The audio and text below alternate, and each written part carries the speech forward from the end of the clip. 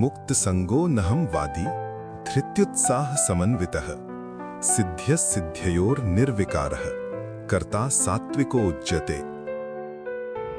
जो व्यक्ति भौतिक गुणों के संसर्ग के बिना अहंकार रहित संकल्प तथा उत्साहपूर्वक अपना कर्म करता है और सफलता अथवा असफलता में अविचलित रहता है, वह सात्विक कर्ता कहलाता है। तात्पर्य: कृष्ण भावनामय व्यक्ति सदैव प्रकृति के गुणों से अतीत होता है। उसे अपने को सौंपे गए कर्म के परिणाम की कोई आकांक्षा नहीं रहती, क्योंकि वह मिथ्या अहंकार तथा घमंड से परे होता है। फिर भी कार्य के पूर्ण होने तक वह सदैव उत्साह से पूर्ण रहता है। उसे होने वाले कष्टों की कोई चिंता नहीं होती, वह सदैव उत्साहपूर्ण रहता है। वह सफलता या विफलता की परवाह नहीं करता, वह सुख दुख में समभाव रहता है। ऐसा कर्ता सात्विक है। रागी कर्म फल प्रेप्सुहु लुब्धो हिंसात्मको अशुचिः हर्ष शोकान्वितः कर्ता राजसः परिकीर्तितः। जो कर्ता कर्म तथा कर्म फल के प्रति आसक्त होकर फलों का भोग करना चाहता है तथा जो लोभी, सदैव ईर्ष्यालु, अपवित्र और सुख दुख से विचलित होने वाला है, वह राजसी कहा जाता है। तात्पर्य: मनुष्य सदैव किसी कार्य के प्रति या फल के प्रति इसलिए अत्यधिक आसक्त रहता है क्योंकि वह भौतिक पदार्थों, घर-बार, पत्नी तथा पुत्र के प्रति अत्यधिक अनुरक्त होता है। ऐसा व्यक्ति जीवन में ऊपर उठने की आकांक्षा नहीं रखता। वह इस संसार को यथासंभव आरामदेह बनाने में ही व्यस्त रहता है। सामान्यतः वह अत्यंत लोभी होता है और सोचता है कि उसके द्वारा प्राप्त की गई प्रत्येक वस्तु स्थायी है और कभी नष्ट नहीं होगी। ऐसा व्यक्ति अन्यों से ईर्ष्या करता है और इंद्रिय तृप्ति के लिए कोई भी अनुचित कार्य कर सकता है। अतएव ऐसा व्यक्ति अपवित्र होता है और वह इसकी चिंता नहीं करता कि उसकी कमाई शुद्ध है या अशुद्ध। यदि उसका कार्य सफल हो जाता है तो वह अत्यधिक प्रसन्न और असफल होने पर अत्यधिक दुखी होता है। रजोगुणी कर्ता ऐसा ही होता है। अयुक्तः प्राकृतः स्तब्धः शठो नैष्कृतिको लसः विषादी दीर्घसूत्री च कर्ता तामस उच्यते। जो कर्ता सदा शास्त्रों के आदेशों के विरुद्ध कार्य करता रहता है, जो भौतिकवादी, हट्टी, कपटी तथा अन्यों का अपमान करने में पटु है तथा जो आलसी, सदैव खिन्न तथा काम करने में दीर्घसूत्री है, वह तमोगुणी कहलाता है। तात्पर्य: शास्त्रीय आदेशों से हमें पता चलता है कि हमें कौन सा काम करना चाहिए और कौन सा नहीं करना चाहिए। जो लोग शास्त्रों के आदेशों की अवहेलना करके अकरणीय कार्य करते हैं, प्रायः भौतिकवादी होते हैं। वे प्रकृति के गुणों के अनुसार कार्य करते हैं, शास्त्रों के आदेशों के अनुसार नहीं। ऐसे कर्ता भद्र नहीं होते और सामान्यतया सदैव कपटी अर्थात धूर्त तथा अन्यों का अपमान करने वाले होते हैं। वे अत्यंत आलसी होते हैं, काम होते हुए भी उसे ठीक से नहीं करते और बाद में करने के लिए उसे एक तरफ रख देते हैं। अतएव वे खिन्न रहते हैं। जो काम 1 घंटे में हो सकता है, उसे वे वर्षों तक घसीटते जाते हैं। वे दीर्घसूत्री होते हैं। ऐसे कर्ता तमोगुणी होते हैं। बुद्धेर्भेदं धृतेश्चैव गुणतस्त्रिविधं शृणु प्रोच्यमानम् अशेषेण पृथक्त्वेन धनंजय। हे धनंजय, अब मैं प्रकृति के तीनों गुणों के अनुसार तुम्हें विभिन्न प्रकार की बुद्धि तथा धृति के विषय में विस्तार से बताऊंगा। तुम इसे सुनो। तात्पर्य: ज्ञान, ज्ञेय तथा ज्ञाता की व्याख्या प्रकृति के गुणों के अनुसार 3-3 पृथक विभागों में करने के बाद अब भगवान कर्ता की बुद्धि तथा उसके संकल्प, धैर्य के विषय में उसी प्रकार से बता रहे हैं। प्रवृत्तिम च निवृत्तिम च कार्याकार्ये भयाभये बंधम मोक्षम च या वेत्ति बुद्धिः सा पार्थ सात्विकी। हे प्रतापुत्र, वह बुद्धि सतोगुणी है जिसके द्वारा मनुष्य यह जानता है कि क्या करणीय है और क्या नहीं है, किससे डरना चाहिए और किससे नहीं, क्या बांधने वाला है और क्या मुक्ति देने वाला है। तात्पर्य: शास्त्रों के निर्देशानुसार कर्म करने को या उन कर्मों को करना जिन्हें किया जाना चाहिए प्रवृत्ति कहते हैं। जिन कार्यों का इस तरह निर्देश नहीं होता वे नहीं किए जाने चाहिए। जो व्यक्ति शास्त्रों के निर्देशों को नहीं जानता वह कर्मों तथा उनकी प्रतिक्रिया से बंध जाता है। जो बुद्धि अच्छे बुरे का भेद बताती है वह सात्विकी है।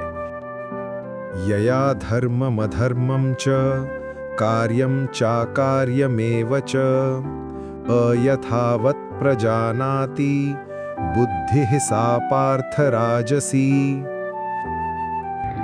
हे प्रथापुत्र, जो बुद्धि धर्म तथा अधर्म, करणीय तथा अकरणीय कर्म में भेद नहीं कर पाती वह राजसी है। अधर्मम धर्ममिति या मन्यते तमसावृता सर्वार्थान् विपरीतांश्च बुद्धिः सा पार्थ तामसी। जो बुद्धि मोह तथा अंधकार के वशीभूत होकर अधर्म को धर्म और धर्म को अधर्म मानती है और सदैव विपरीत दिशा में प्रयत्न करती है, हे पार्थ वह तामसी है। तात्पर्य: तामसी बुद्धि को जिस दिशा में काम करना चाहिए उससे सदैव उल्टी दिशा में काम करती है। ये उन धर्मों को स्वीकारती है जो वास्तव में धर्म नहीं है और वास्तविक धर्म को ठुकराती है। अज्ञानी मनुष्य महात्मा को सामान्य व्यक्ति मानते हैं और सामान्य व्यक्ति को महात्मा स्वीकार करते हैं। वे सत्य को असत्य तथा असत्य को सत्य मानते हैं। वे सारे कामों में कुपथ ग्रहण करते हैं, अतएव उनकी बुद्धि तामसी होती है। धृत्या यया धारयते मनः प्राणेन्द्रिय क्रियाः योगेना व्यभिचारिण्या धृतिः सा पार्थ सात्विकी। हे प्रथापुत्र, जो अटूट है, जिसे योगा अभ्यास द्वारा अचल रहकर धारण किया जाता है और जो इस प्रकार मन, प्राण तथा इंद्रियों के कार्यकलापों को वश में रखती है, वह धृति सात्विक है। तात्पर्य: योग परमात्मा को जानने का साधन है। जो व्यक्ति मन, प्राण तथा इंद्रियों को परमात्मा में एकाग्र करके दृढ़तापूर्वक उनमें स्थित रहता है वही कृष्ण भावना में तत्पर होता है। ऐसी धृति सात्विक होती है। अव्यभिचारिण्या शब्द अत्यंत महत्वपूर्ण है क्योंकि यह सूचित करता है कि कृष्ण भावनामृत में तत्पर मनुष्य कभी किसी दूसरे कार्य द्वारा विचलित नहीं होता। यया तु धर्म कामार्थान् धृतिया धारयते अर्जुन प्रसंगेन फलाकांक्षी धृतिः सा पार्थ राजसी। लेकिन हे अर्जुन, जिस धृति से मनुष्य धर्म, अर्थ तथा काम के फलों में लिप्त बना रहता है वह राजसी है। तात्पर्य: जो व्यक्ति धार्मिक या आर्थिक कार्यों में कर्म फलों का सदैव आकांक्षी होता है, जिसकी एकमात्र इच्छा इंद्रिय तृप्ति होती है तथा जिसका मन, जीवन तथा इंद्रियां इस प्रकार संलग्न रहती हैं, वो रजोगुणी होता है। यया स्वप्नम भयम शोकम विषादम मदमेव च न विमुंचति दुर्मेधा धृतिः सा पार्थ तामसी। हे पार्थ, जो धृति स्वप्न, भय, शोक, विषाद तथा मोह के परे नहीं जाती, ऐसी दुर्बुद्धिपूर्ण धृति तामसी है। तात्पर्य: इससे ये अर्थ नहीं निकालना चाहिए कि सतोगुणी मनुष्य स्वप्न नहीं देखता। यहाँ पर स्वप्न का अर्थ अति निद्रा है। स्वप्न सदा आता है, चाहे वो सात्विक हो, राजस हो या तामसी। स्वप्न तो प्राकृतिक घटना है, लेकिन जो अपने को अधिक सोने से नहीं बचा पाते, जो भौतिक वस्तुओं को भोगने के गर्व से नहीं बचा पाते, जो सदैव संसार पर प्रभुत्व जताने का स्वप्न देखते रहते हैं और जिनके प्राण, मन तथा इंद्रियां इस प्रकार लिप्त रहती हैं, वे तामसी धृति वाले कहे जाते हैं। सुखम त्विदानी त्रिविधम शृणु में भरतर्षभ अभ्यासाद रमते यत्र दुखांतम च निगच्छति। हे भरत श्रेष्ठ, अब मुझसे 3 प्रकार के सुखों के विषय में सुनो। जिनके द्वारा बुद्ध जीव भोग करता है और जिसके द्वारा कभी कभी दुखों का अंत हो जाता है। तात्पर्य: बद्ध जीव भौतिक सुख भोगने की बारंबार चेष्टा करता है। इस प्रकार वह चर्वित चर्वण करता है, लेकिन कभी कभी ऐसे भोग के अंतर्गत वह किसी महापुरुष की संगति से भव बंधन से मुक्त हो जाता है। दूसरे शब्दों में, बद्ध जीव सदा ही किसी न किसी इंद्रिय तृप्ति में लगा रहता है, लेकिन जब सुसंगति से यह समझ लेता है कि यह तो एक ही वस्तु की पुनरावृत्ति है और उसमें वास्तविक कृष्ण भावनामृत का उदय होता है, तो कभी कभी वह ऐसे तथाकथित आवृत्ति मूलक सुख से मुक्त हो जाता है। यत्तदग्रे विषमिव परिणामे अमृतोपमं तत्सुखम सात्विकम प्रोक्तम आत्मबुद्धि प्रसादजम। जो प्रारंभ में विष जैसा लगता है लेकिन अंत में अमृत के समान है, और जो मनुष्य में आत्म साक्षात्कार जगाता है, वह सात्विक सुख कहलाता है।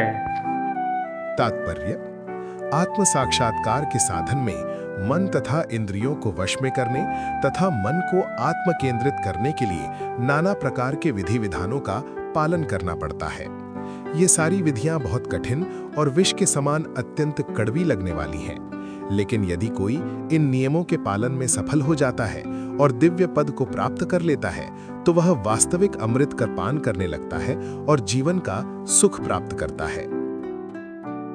विषयेन्द्रिय संयोगाद्यत तद अग्रे अमृतोपमं परिणामे विषमिव तत्सुखम राजसं स्मृतम। जो सुख इंद्रियों द्वारा उनके विषयों के संसर्ग से प्राप्त होता है और जो प्रारंभ में अमृत तुल्य तथा अंत में विष तुल्य लगता है, वह रजोगुणी कहलाता है। तात्पर्य: जब कोई युवक किसी युवती से मिलता है तो इंद्रियां युवक को प्रेरित करती हैं कि वो उस युवती को देखे, उसका स्पर्श करे और उससे संभोग करे। प्रारंभ में इंद्रियों को ये अत्यंत सुखकर लग सकता है, लेकिन अंत में या कुछ समय बाद वही विषतुल्य बन जाता है। तब वे विलग हो जाते हैं या उनमें तलाक या विवाह विच्छेद हो जाता है। फिर शोक, विषाद इत्यादि उत्पन्न होता है। ऐसा सुख सदैव राजसी होता है। जो सुख इंद्रियों और विषयों के संयोग से प्राप्त होता है, वो सदैव दुख का कारण बनता है। अतएव इससे सभी तरह से बचना चाहिए। यदग्रे चानुबंधे च सुखम मोहनम आत्मनः निद्रालस्य प्रमादोत्थम तत्तामसमुदाहृतम। तथा जो सुख आत्म साक्षात्कार के प्रति अंधा है, जो प्रारंभ से लेकर अंत तक मोहकारक है और जो निद्रा, आलस्य तथा मोह से उत्पन्न होता है, वह तामसी कहलाता है।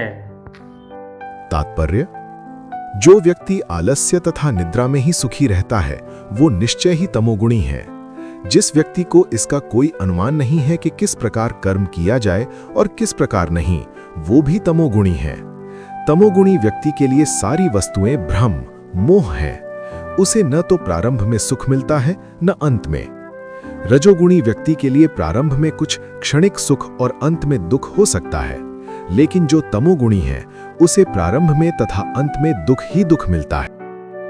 न तदस्ति पृथिव्यां वा दिवि देवेषु वा पुनः सत्वं प्रकृतिजैर्मुक्तं यदेभे स्यात् त्रिभिर्गुणैः।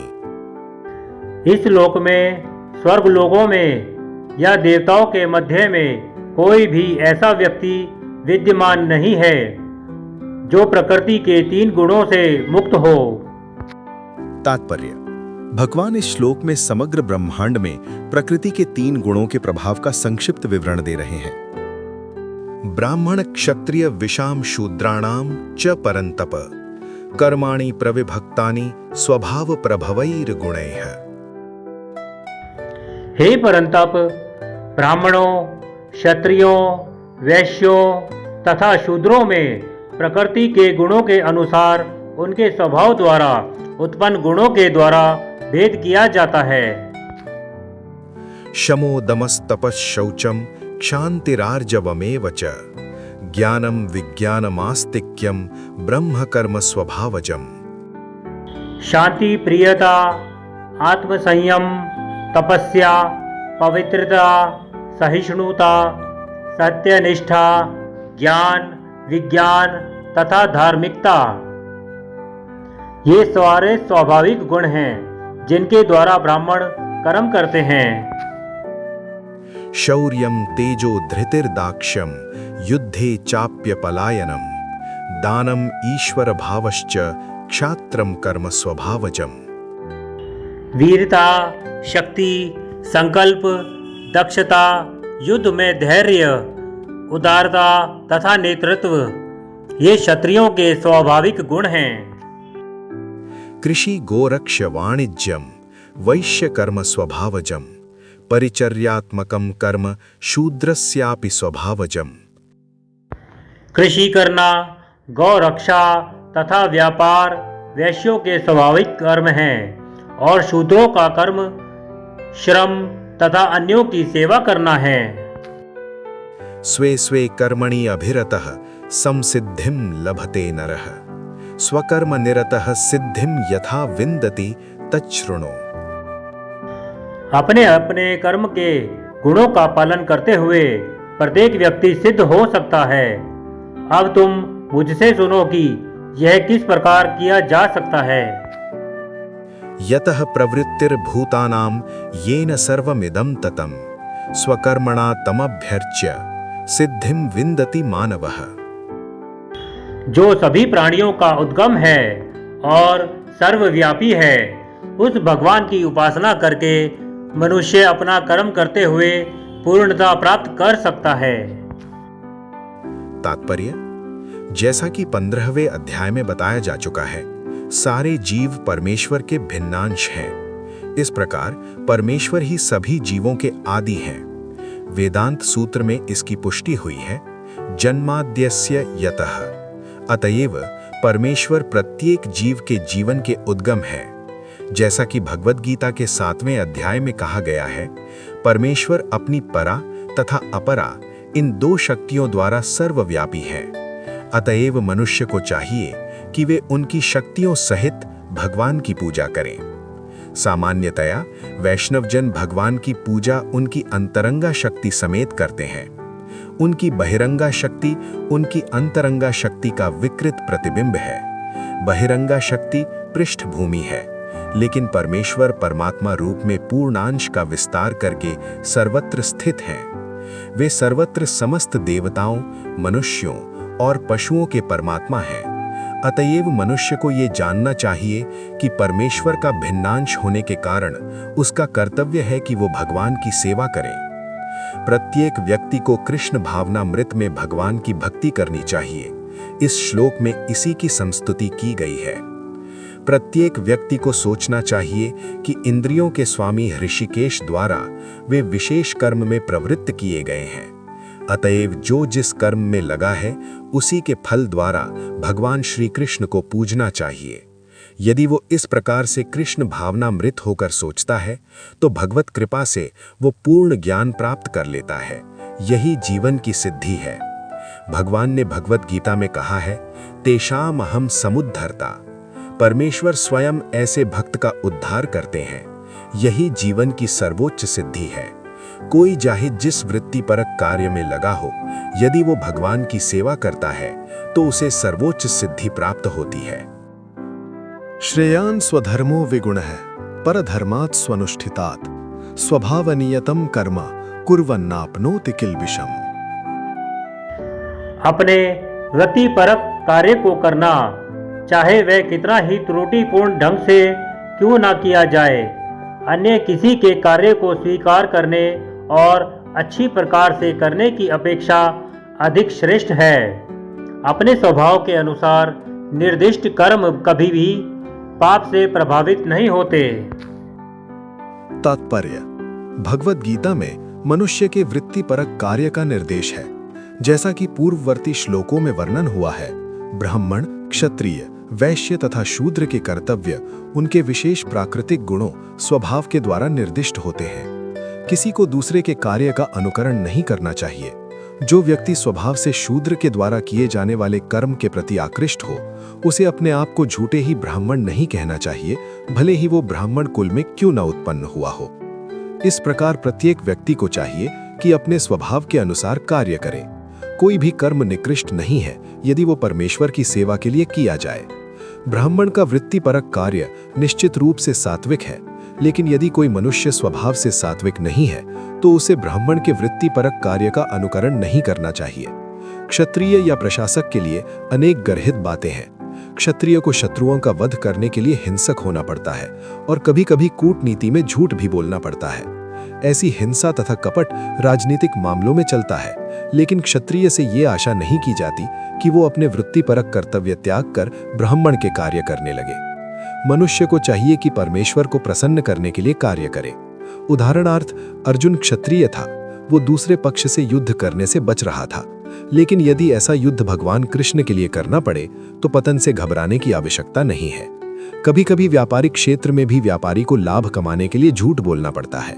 यदि वो ऐसा नहीं करे तो उसे लाभ नहीं हो सकता। कभी कभी व्यापारी कहता है, अरे मेरे ग्राहक भाई, मैं आपसे कोई लाभ नहीं ले रहा। लेकिन हमें यह समझना चाहिए कि व्यापारी बिना लाभ के जीवित नहीं रह सकता। अतएव यदि व्यापारी ये कहता है कि वो कोई लाभ नहीं ले रहा है तो इसे एक सरल झूठ समझना चाहिए। लेकिन व्यापारी को ये नहीं सोचना चाहिए कि चूंकि वो ऐसे कार्य में लगा है जिसमें झूठ बोलना आवश्यक है, अतएव उसे इस व्यवसाय वैश्य कर्म को त्याग कर ब्राह्मण की वृत्ति ग्रहण करनी चाहिए। इसकी शास्त्रों द्वारा संस्तुति नहीं की गई। चाहे कोई क्षत्रिय हो, वैश्य हो या शूद्र, यदि वो इस कार्य से भगवान की सेवा करता है तो कोई आपत्ति नहीं है। कभी कभी विभिन्न यज्ञों का संपादन करते समय ब्राह्मणों को भी पशुओं की हत्या करनी पड़ती है, क्योंकि इन अनुष्ठानों में पशु की बलि देनी होती है। इसी प्रकार यदि क्षत्रिय अपने कार्य में लगा रहकर शत्रु का वध करता है तो उस पर पाप नहीं चढ़ता। तृतीय अध्याय में इन बातों की स्पष्ट एवं विस्तृत व्याख्या हो चुकी है। हर मनुष्य को यज्ञ के लिए अथवा भगवान विष्णु के लिए कार्य करना चाहिए। निजी इंद्रिय तृप्ति के लिए किया गया कोई भी कार्य बंधन का कारण है। निष्कर्ष ये निकला कि मनुष्य को चाहिए कि अपने द्वारा अर्जित विशेष गुण के अनुसार कार्य में प्रवृत्त हो और परमेश्वर की सेवा करने के लिए ही कार्य करने का निश्चय करे। सहजम कर्म कौन्तेय सदोषमपि न त्यजेत, सर्वारंभा हि दोषेण धूमेनाग्निरिवावृताः। प्रत्येक उद्योग प्रयास किसी न किसी दोष से आवृत होता है। जिस प्रकार अग्नि धुएं से आवृत रहती है, अतएव हे कुंती पुत्र, मनुष्य को चाहिए कि स्वभाव से उत्पन्न कर्म को भले ही वह दोषपूर्ण क्यों ना हो, कभी त्यागे नहीं। तात्पर्य: बद्ध जीवन में सारा कर्म भौतिक गुणों से दूषित रहता है। यहां तक कि ब्राह्मण तक को ऐसे यज्ञ करने पड़ते हैं जिनमें पशु हत्या अनिवार्य है। इसी प्रकार क्षत्रिय चाहे कितना ही पवित्र क्यों ना हो, उसे शत्रुओं से युद्ध करना पड़ता है, वह इससे बच नहीं सकता। इसी प्रकार एक व्यापारी को चाहे वह कितना ही पवित्र क्यों ना हो, अपने व्यापार में बने रहने के लिए कभी कभी लाभ को छिपाना पड़ता है या कभी कभी काला बाजार चलाना पड़ता है। ये बातें आवश्यक हैं, इनसे बचा नहीं जा सकता। इसी प्रकार यदि शूद्र होकर बुरे स्वामी की सेवा करनी पड़े तो उसे स्वामी की आज्ञा का पालन करना होता है, भले ही ऐसा नहीं होना चाहिए। इन सब दोषों के होते हुए भी मनुष्य को अपने निर्दिष्ट कर्तव्य करते रहना चाहिए, क्योंकि वे स्वभावगत हैं। यहां पर एक अत्यंत सुंदर उदाहरण दिया जाता है। यद्यपि अग्नि शुद्ध होती है तो भी उसमें धुआं रहता है, लेकिन इतने पर भी अग्नि अशुद्ध नहीं होती। अग्नि धुआं होने पर भी अग्नि समस्त तत्वों में शुद्धतम मानी जाती है। यदि कोई क्षत्रिय की वृत्ति त्याग कर ब्राह्मण की वृत्ति ग्रहण करना पसंद करता है तो उसको इसकी कोई निश्चितता नहीं है कि ब्राह्मण वृत्ति में कोई अरुचिकर कार्य नहीं होंगे। अतएव कोई यह निष्कर्ष निकाल सकता है कि संसार में प्रकृति के कल्मश से कोई भी पूर्णतः मुक्त नहीं है। इस प्रसंग में अग्नि तथा धुएं का उदाहरण अत्यंत उपयुक्त है। यदि जाड़े के दिनों में कोई अग्नि से कोयला निकालता है तो कभी कभी धुएं से आंखें तथा शरीर के अन्य भाग दुखते हैं, लेकिन इन प्रतिकूल परिस्थितियों के बावजूद भी अग्नि को तापा जाता है। इसी प्रकार किसी को अपनी सहज वृत्ति इसलिए नहीं त्याग देनी चाहिए कि कुछ बाधक तत्व आ गए हैं, अपितु मनुष्य को चाहिए कि कृष्ण भावनामृत में रहकर अपने वृत्तिपरक कार्य से परमेश्वर की सेवा करने का संकल्प ले। यही सिद्धि अवस्था है। जब कोई भी वृत्तिपरक कार्य भगवान को प्रसन्न करने के लिए किया जाता है तो उस कार्य के सारे दोष शुद्ध हो जाते हैं। जब भक्ति से संबंधित कर्म फल शुद्ध हो जाते हैं तो मनुष्य अपने अंतर का दर्शन कर सकता है, और यही आत्म साक्षात्कार है। असक्त बुद्धि सर्वत्र जितात्मा विगत स्पृह नैष्कर्म्य सिद्धिम परमाम संन्यासेना अधिगच्छति। जो आत्म संयमी तथा अनासक्त है वह एवं जो समस्त भौतिक भोगों की परवाह नहीं करता वह संन्यास के अभ्यास द्वारा कर्म फल से मुक्ति की सर्वोच्च सिद्ध अवस्था प्राप्त कर सकता है। तात्पर्य: सच्चे संन्यास का अर्थ है कि मनुष्य सदा अपने को परमेश्वर का अंश मानकर यह सोचे कि उसे अपने कार्य के फल को भोगने का कोई अधिकार नहीं है। चूंकि वह परमेश्वर का अंश है, अतएव उसके कार्य का फल परमेश्वर द्वारा भोगा जाना चाहिए। यही वास्तव में कृष्ण भावनामृत है। जो व्यक्ति कृष्ण भावनामृत में स्थित होकर कर्म करता है वही वास्तव में सन्यासी है। ऐसी मनोवृत्ति होने से मनुष्य संतुष्ट रहता है क्योंकि वह वास्तव में भगवान के लिए कार्य कर रहा होता है। इस प्रकार वह किसी भी भौतिक वस्तु के लिए आसक्त नहीं होता। वह भगवान की सेवा से प्राप्त दिव्य सुख से परे किसी भी वस्तु में आनंद न लेने का आदी हो जाता है। सन्यासी को पूर्व कार्यकलापों के बंधन से मुक्त माना जाता है, लेकिन जो व्यक्ति कृष्ण भावनामृत में होता है वह बिना सन्यास ग्रहण किए ही यह सिद्धि प्राप्त कर लेता है। यह मनोदशा योगारूढ़ या योग की सिद्धावस्था कहलाती है। जैसा कि तृतीय अध्याय में पुष्टि हुई है, यस्त्वात्मरतिरेव स्यात्। जो व्यक्ति अपने में संतुष्ट रहता है उसे अपने कर्म से किसी प्रकार के बंधन का भय नहीं रह जाता। सिद्धिम प्राप्तो यथा ब्रह्म तथाप्नोति निबोध में समासे नैव कौन्तेय निष्ठा ज्ञानस्य या परा। हे कुंती पुत्र, जिस तरह इस सिद्धि को प्राप्त हुआ व्यक्ति परम सिद्ध अवस्था अर्थात ब्रह्मा को, जो सर्वोच्च ज्ञान की अवस्था है, प्राप्त करता है, उसका मैं संक्षेप में तुमसे वर्णन करूंगा, उसे तुम जानो। तात्पर्य: भगवान अर्जुन को बताते हैं कि किस तरह कोई व्यक्ति केवल अपने वृत्तिपरक कार्य में लगकर परम सिद्धावस्था को प्राप्त कर सकता है यदि ये कार्य भगवान के लिए किया गया हो। यदि मनुष्य अपने कर्म के फल को परमेश्वर की तुष्टि के लिए ही त्याग देता है तो उसे ब्रह्म की चरम अवस्था प्राप्त हो जाती है। ये आत्म साक्षात्कार की विधि है।